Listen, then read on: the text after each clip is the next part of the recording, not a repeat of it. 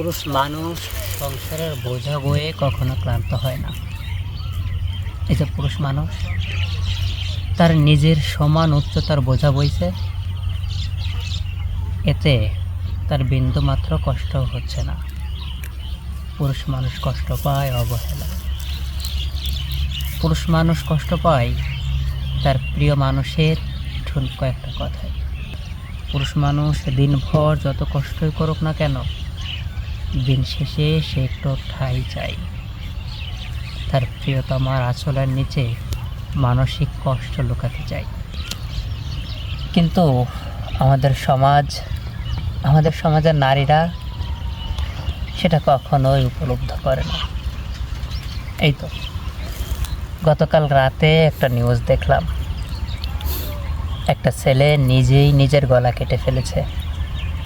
কারণ কি ছিল জানেন? তার স্ত্রী তার কাছে দামি একটি জুতোর বায়না ধরেছিল। ছেলেটা বলেছিল, এখন টাকা নেই, আমি তোমাকে পরে কিনে দেব। স্ত্রী নাছোড়বান্দা, কোনো কথাই সে শুনতে চায়নি, বরঞ্চ মার্কেটে সকল মানুষের ভিতরে অপমান করা শুরু করেছে, বিভিন্ন কথা বলা শুরু করেছে। যে অপমান, যে যন্ত্রণা ছেলেটা সহ্য করতে না পেরে পাশে থাকা আনারসের দোকান থেকে ছুরি নিয়ে নিজের গলায় নিজেই পোষ মেরেছে। পুরুষের জীবন কি নির্মম, ভয়ঙ্কর না? যে প্রিয় মানুষকে খুশি করার জন্য পুরুষ রাত দিন পরিশ্রম করে, সে প্রিয়তমা মানুষটাও বুঝতে চায় না। সত্যি বলতে এই পুরুষের কোনো মূল্য নেই। যে মূল্য আছে সেটা তার অর্থের। অর্থশূন্য পুরুষ মানুষের পাশে কেউ থাকতে চায় না,